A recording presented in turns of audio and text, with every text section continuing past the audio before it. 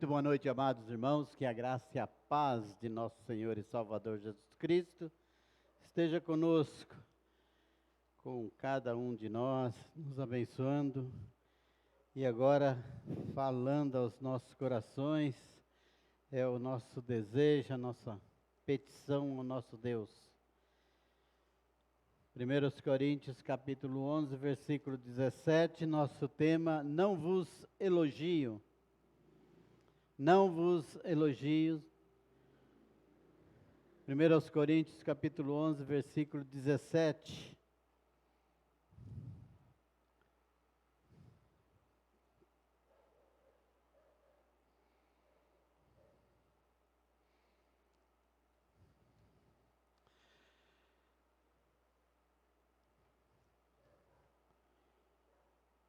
Diz assim a palavra de Deus: nisto, porém, que vou dizer-vos, não vos louvo ou elogio, porquanto vós ajuntais não para melhor, senão para pior.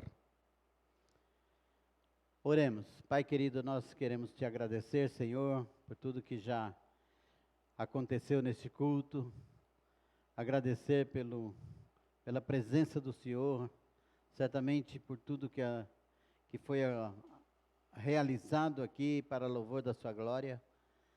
Nós estamos felizes, Senhor Deus, e rogamos que o Senhor receba no teu trono de graça tudo o que aconteceu e abençoa, Senhor Deus, cada ato deste culto. E também, Senhor Deus, agora fale conosco através da sua palavra.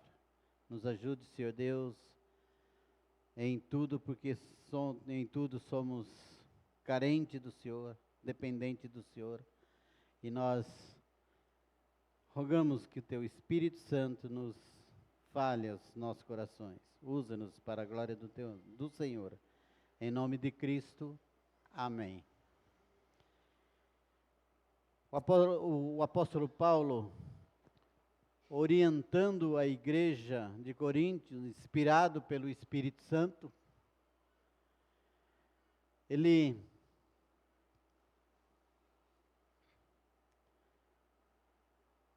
fala sobre o ajuntamento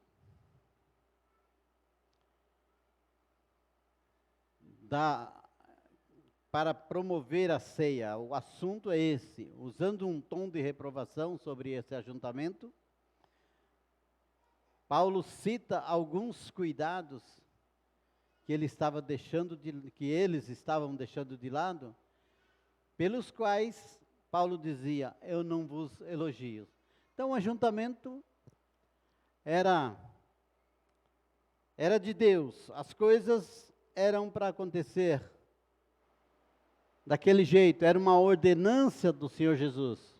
A ordenança do Senhor Jesus era para ser cumprida, mas como estava acontecendo, o ajuntamento do jeito que estava acontecendo, o apóstolo Paulo então é obrigado a escrever, dizendo à igreja de Corinto: eu não vos elogio, não vos louvo nisto, porque o ajuntamento de vocês não está sendo para melhor. Então significa que nosso ajuntamento, a primeira coisa, o primeiro entendimento que nós temos aqui é que temos que melhorar. Tem que ser para melhor, não para pior. Nós não podemos ter o ajuntamento, compreender o sentido do ajuntamento,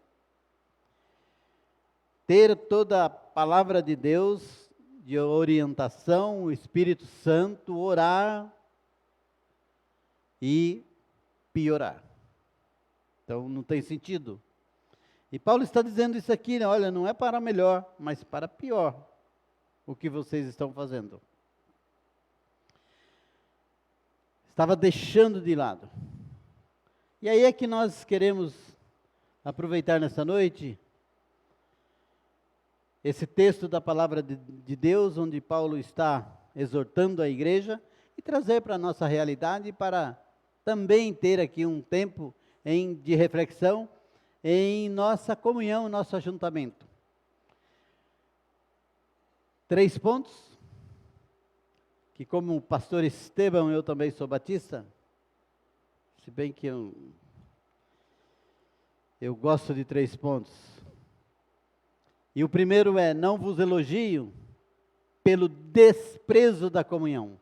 Eu não vos elogio, ele vai falar sobre isso. Não vos louvo, eu não vos elogio, porque os ajuntamentos estão sendo para pior, não para melhor.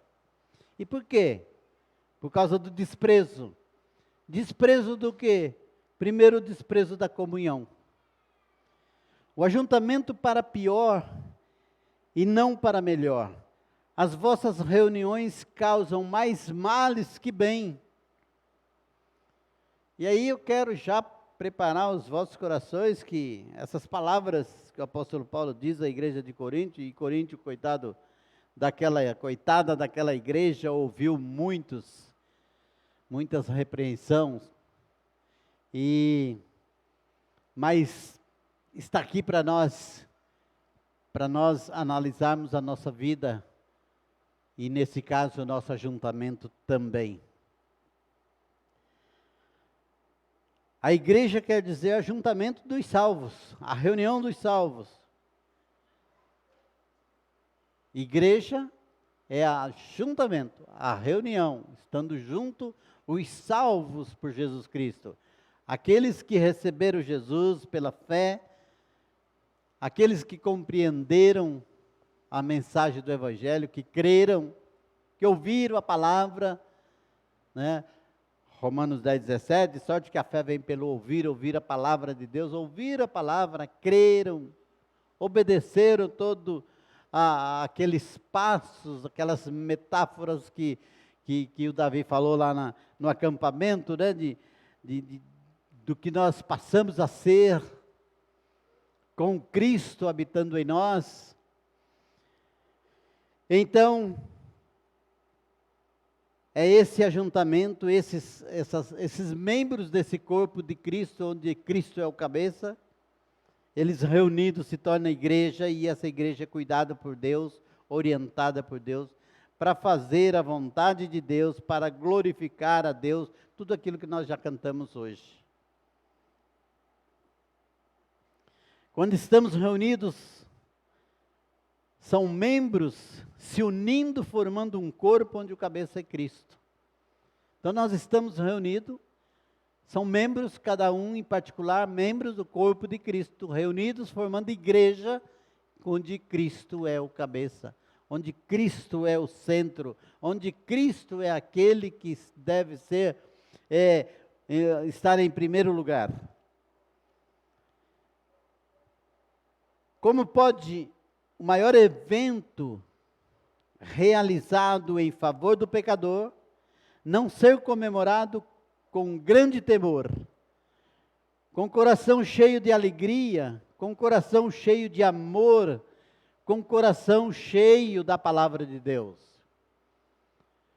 O ajuntamento para a ceia é um ajuntamento ímpar, é um ajuntamento especial. Você veio aqui sabendo que ia ter ceia do Senhor. O teu espírito é que hoje nós vamos ali estarmos reunidos para ter um momento de reflexão, ser transportado até o Calvário, de relembrar tudo aquilo que Cristo passou, que Cristo sofreu por nós.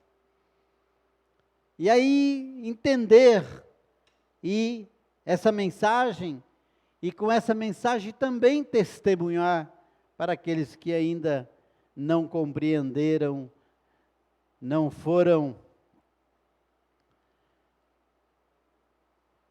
discipulados por você ou por algum outro.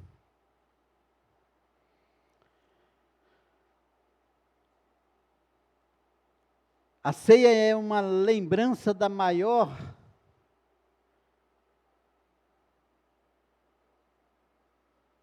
importância, onde a Trindade Santa planejou e consumou por nós na pessoa de Jesus Cristo, a nossa redenção, a nossa salvação. A Trindade Santa planejou e consumou, realizou todos os detalhes desta obra, e consumou, terminou, acabou essa obra, na pessoa de nosso Senhor e Salvador Jesus Cristo. E eu tenho que ter consciência disso. Porque não vos louvo, ou não vos elogio, o ajuntamento onde havia divisão, dissensão. E aí nós podemos falar esse ajuntamento onde havia dissensão, divisão, é lá em Corinto. Mas essa mensagem é para nós hoje. Porque Deus conhece cada coração aqui. Deus sabe do seu íntimo. Deus sabe tudo a respeito de cada um de nós. Então, ele já deixou essa mensagem para nós meditarmos, para nós aplicarmos na nossa vida e nos livrarmos de cair nessa mesma tentação de divisão, de dissensão. Por que não vos louvo? Na verdade, o ajuntamento era para comer, pensando somente pessoal, cada um pensando em si mesmo. E Paulo no versículo 22 diz, vocês não têm casas para comer? Então, quando há um ajuntamento, nós precisamos pensar primeiro em quem? Em quem devemos pensar primeiro? Próximo, no outro. É interessante, nós vamos ter jantar aqui, mas já tivemos. Dá uma olhada na fila, para você ver as brigas que existem. Isso entre nós, que às vezes está até brincando, não está levando sério. E eu nem sei se eu posso dizer que não estão levando sério, porque eu não conheço a intimidade de cada um. Mas acontece. Imagine quando é repreendido pelo Espírito Santo de Deus, que acontecia coisas terríveis. O nosso ajuntamento deve honrar a Deus. Devemos viver cada parte desse ajuntamento, pensando num corpo, pensando no cabeça que é Cristo, pensando nessa comunhão.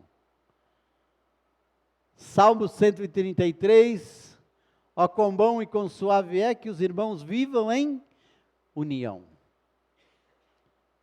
É bom, é agradável que os irmãos vivam em união. E viver união não é ter momentos de união, é vida. Vivam em união. Para isso não podemos esquecer do Filipenses capítulo 2, versículo 3. Filipenses 2:3 diz assim: nada façais por contenda ou por vanglória, mas por humildade, cada um considere os outros superior a si mesmo. Cada um considere o outro superior. Senão nós não vamos chegar a lugar nenhum. Se eu me considerar sempre superior, sempre vou ter confrontos.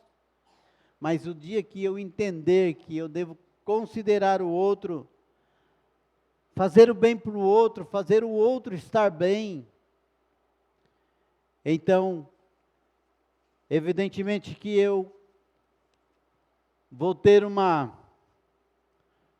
vida sossegada com a postura do outro. Ser bem tratado pelo outro também. Segundo ponto, não vos louvo por causa do desprezo, por desprezar o Senhor e o propósito da mesa. De 23 a 26, de 1 Coríntios 11, o apóstolo Paulo escreve: porque eu recebi do Senhor o que também vos ensinei, que o Senhor Jesus, na noite em que foi traído, tomou o pão e, tendo dado graças, o partiu e disse: tomai e comei, isto é o meu corpo que é partido por vós. Fazei isso em memória de mim. Semelhantemente também, depois de cear, tomou o cálice, dizendo: este cálice é o novo testamento no meu sangue. Fazei isso todas as vezes que o beberdes em memória de mim.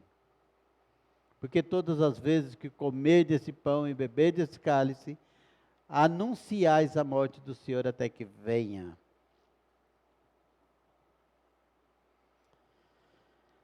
Paulo recebeu do Senhor o que entregava. E ele deixa muito claro, ele parece que faz questão de falar isso. E não fala isso somente aqui, algumas vezes ele falou isso. Eu recebi do Senhor, parece que ele tinha como necessidade de dizer: olha, eu não recebi de um outro lugar, seja qual for esse outro lugar, que não seja do Senhor, o Senhor me revelou. Recebi diretamente do Senhor. É uma mensagem recebida de Deus, do Senhor. Paulo diz com toda a autoridade em 1 Coríntios capítulo 15, versículo 13, ele fala: porque primeiramente vos entreguei o que também recebi, que Cristo morreu pelos nossos pecados, segundo as Escrituras. Eu vos entreguei o que recebi. Quando ele fala lá em Gálatas, ainda que eu mesmo volte a anunciar um outro evangelho, é porque antes eles tinham dito: eu recebi. O que eu entreguei, eu recebi. Então, não tem como eu voltar aqui amanhã e dizer para vocês uma outra coisa, porque esta que eu estou dizendo, eu recebi do Senhor. Então, se eu dizer outra coisa, Deus que não muda, o atributo de Deus, nós vimos de manhã, que não muda, então mudou. Então, não tem sentido Paulo falar assim: olha, se for eu que chegar aqui e falar um outro evangelho, então vocês considerem. Se não, não considerem um outro evangelho de maneira nenhuma. Não tinha sentido. Porque ele disse: eu recebi do Senhor o que vos entreguei, o que também vos entreguei.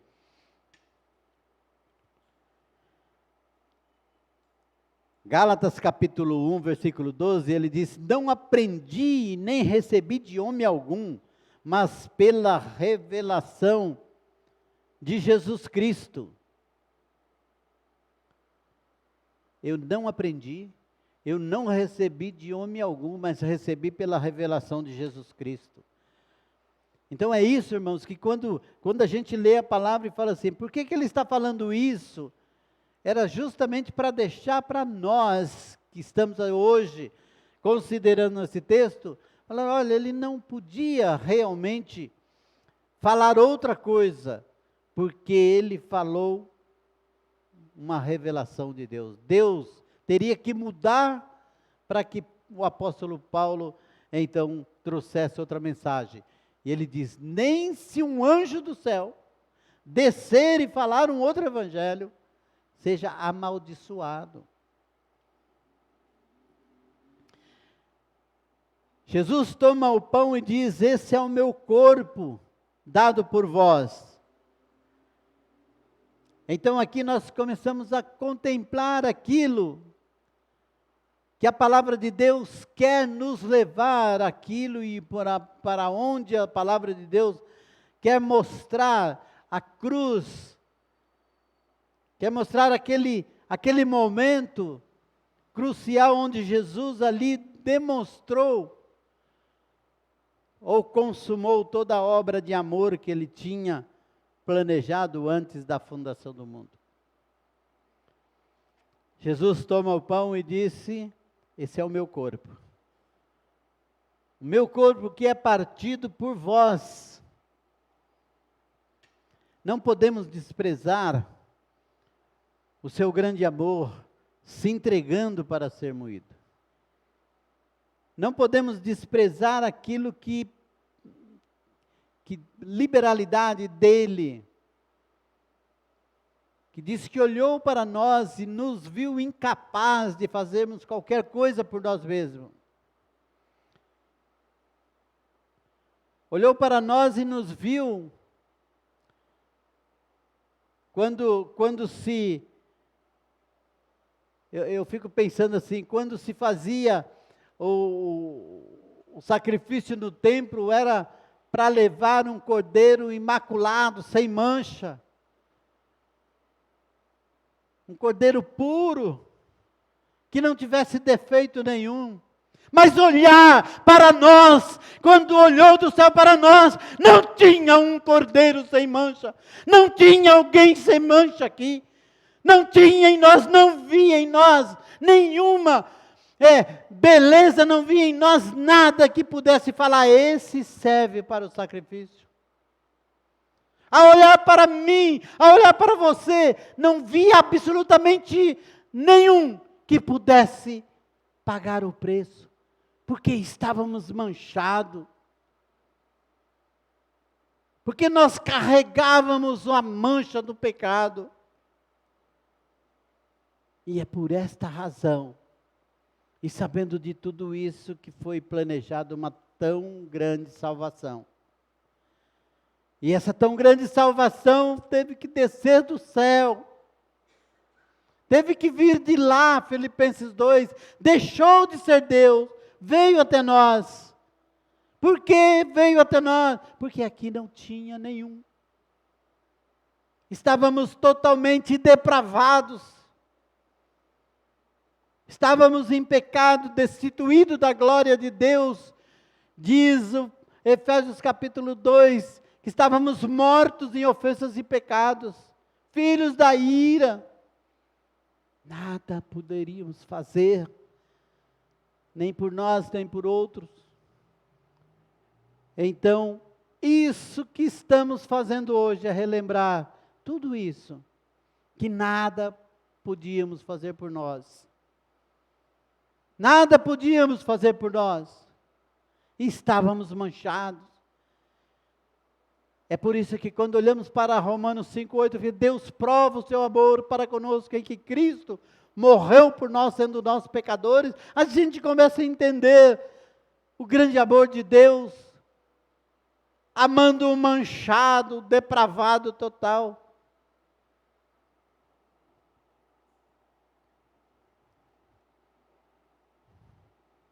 Eu só fiz isso para acordar alguns.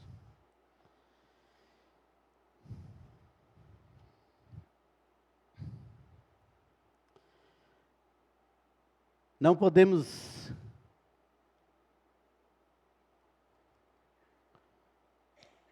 desprezar o sacrifício único e perfeito que nos perdoou.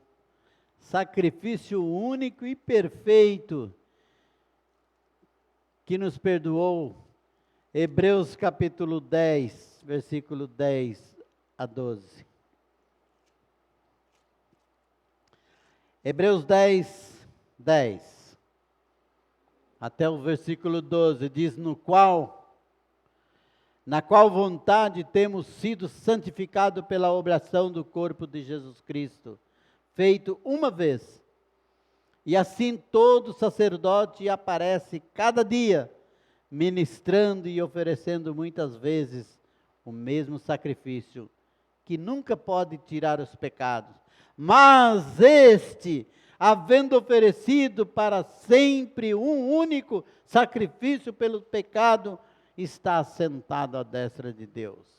Esse foi recebido. Esse estava sem pecado. Esse era puro, santo, santo, santo. Esse era perfeito, imaculado.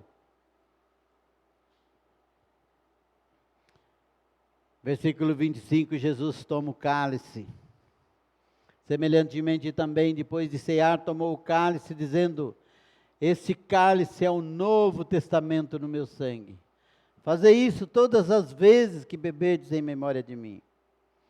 O pacto de uma nova aliança. Uma nova aliança.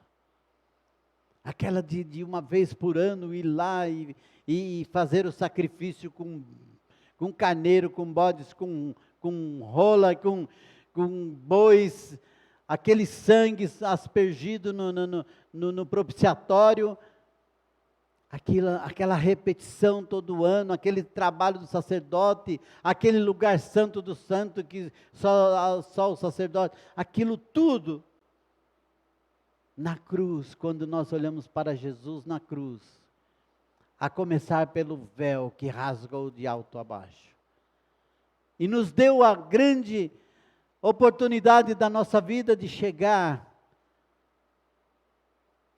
e contemplar Cristo, que por uma vez só, um único sacrifício, pagou todos os nossos pecados.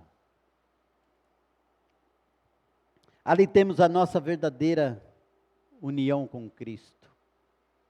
A nossa verdadeira união com Cristo está ali, nesse pacto da nova aliança. Salvos, perdoados, justificados, nascidos de novo, adotados como filho, purificado, morada do Espírito Santo, povo de Deus, cidadão dos céus. Ali começou uma nova vida. Ali começou uma nova caminhada para todo aquele que crê. Porque Deus amou o mundo de tal maneira que deu o seu Filho unigênito, único, sem mancha, sem defeito nenhum, único Filho, para todo aquele que nele crê não pereça, mas tenha a vida eterna. Ali começou a novidade de vida para aqueles que receberam o que João 12 diz: mas a todos quanto receberam, deu-lhes o poder, o direito, a prerrogativa, como o irmão quiser entender e compreender, de serem feitos filhos de Deus aos que creem no seu nome. Aos que creem.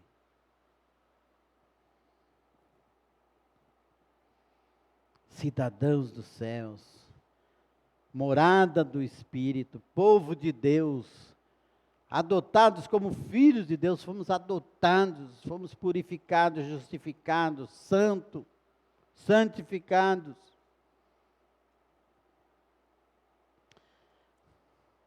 Terceiro ponto,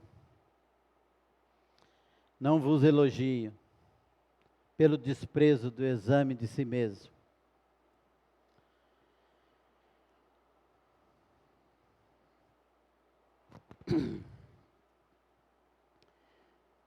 A palavra de Deus é o medidor do autoexame. É pela palavra de Deus que nós fazemos esse autoexame. Um autoexame de como está a sua comunhão. Como está a nossa comunhão. Mas é um tempo de refletir mesmo. Como está?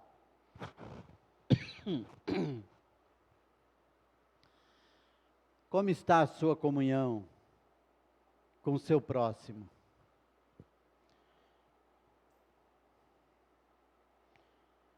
Como está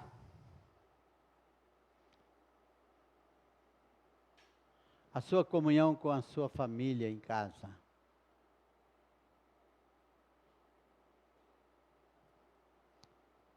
Como está a sua comunhão com a igreja? É para você fazer autoexame. É isso que nós precisamos. Eu vou ter que pegar aqui. Nós precisamos refletir nisso. Fazer esse autoexame. Como eu estou nessa situação? Misericórdia, hein?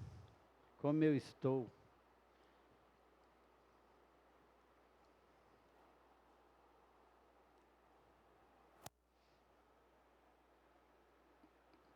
Tem hora que eu tenho saudade daquele púlpito onde tinha o porta-ciro, lembra disso? Porta Ciro.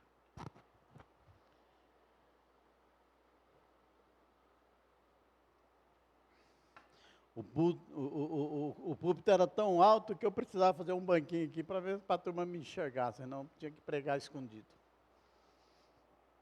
Por isso tinha se chamava Porta Ciro. Autoexame de como estamos.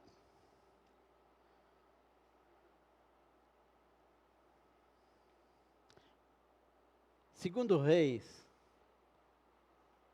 capítulo 4.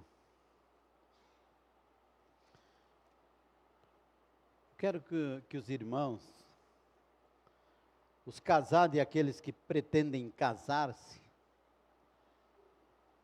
presta muita atenção nesse versículo aqui, nessas 3 perguntas que o profeta faz para a sunamita. Atos capítulo 4, versículo 26. Eliseu manda o seu servo correr atrás da mulher e falar: corre-lhe ao encontro da mulher e diz-lhe: vai bem contigo? Responda aí para o seu próximo, que está muito próximo de você, tão próximo que está dentro de você. Vai bem com você mesmo? Vai bem contigo? Vai bem com teu marido? Essas para as mulheres. Vai bem com teu marido? Você sabe exatamente que vai bem. Você pode dizer, vai bem com teu marido? Vai bem com teu filho?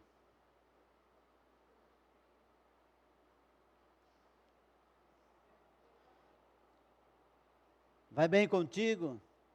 Vai bem com teu marido? Vai bem com teu filho? É claro que ele estava perguntando para a mulher. Se fosse para o homem, disse, vai bem com tua esposa? Vai bem. Não é para a gente pensar? Vai bem com teu filho? Vai bem com você? Se perguntar para você, vai bem com você? Está tudo bem com você?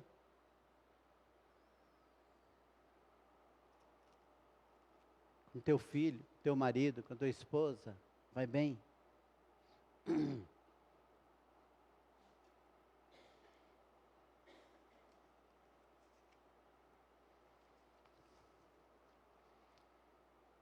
Examine-se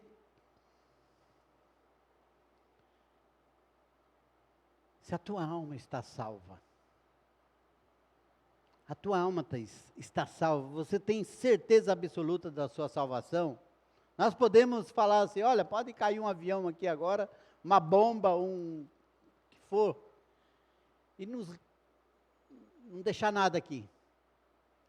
Tenho certeza absoluta da minha salvação.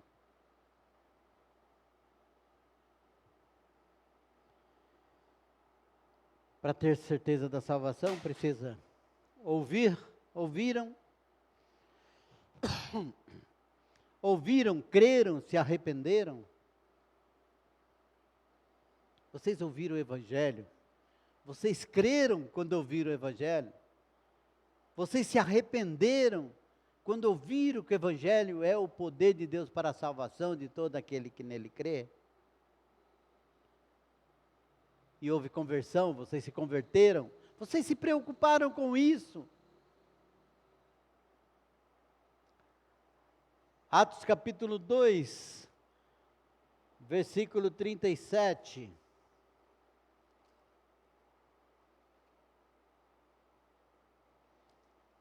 Não 10. Atos 2, versículo 37, eu vou ler até uma altura aqui.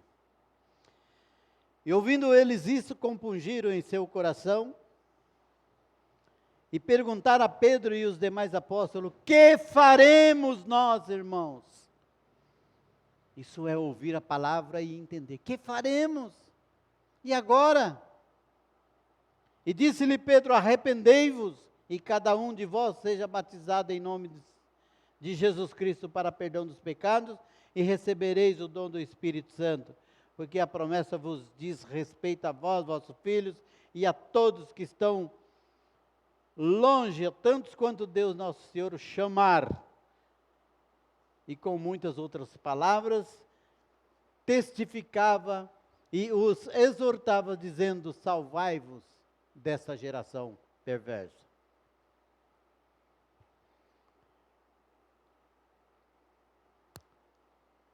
Mas, a partir do versículo 41 diz: de sorte que foram batizados, que de bom grado receberam a palavra, e naquele dia agregaram quase 3.000 almas, e perseveravam na doutrina dos apóstolos, na comunhão, e no partir do pão e nas orações. E em toda a alma havia temor, e muitas maravilhas e sinais se faziam pelos apóstolos. E todos os dias estavam juntos e tinham tudo em comum. E o último versículo diz: louvando a Deus, caindo na graça de todo o povo, e todos os dias acrescentava o Senhor à igreja aqueles que se haviam de salvar.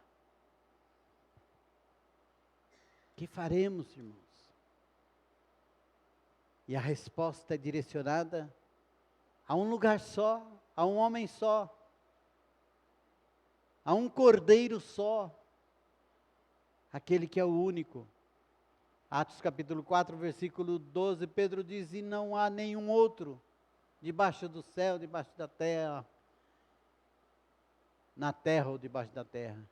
Em nenhum outro há salvação, porque também debaixo do céu, nenhum outro nome há dado entre os homens, pelo qual devamos ser salvos. É só Ele, só Jesus.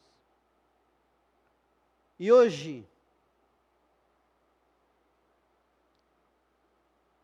é o dia de ser salvo. Você sabia que não é amanhã o dia de ser salvo, é hoje. 2 Coríntios 6, 2 diz: porque diz, ouvi-te em tempo aceitável e socorri-te no dia da salvação. Eis aqui agora o tempo aceitável. Eis aqui agora o dia da salvação. Não é amanhã.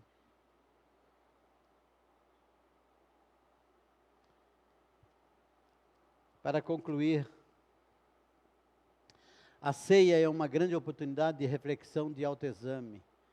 A salvação da minha alma depende de Jesus.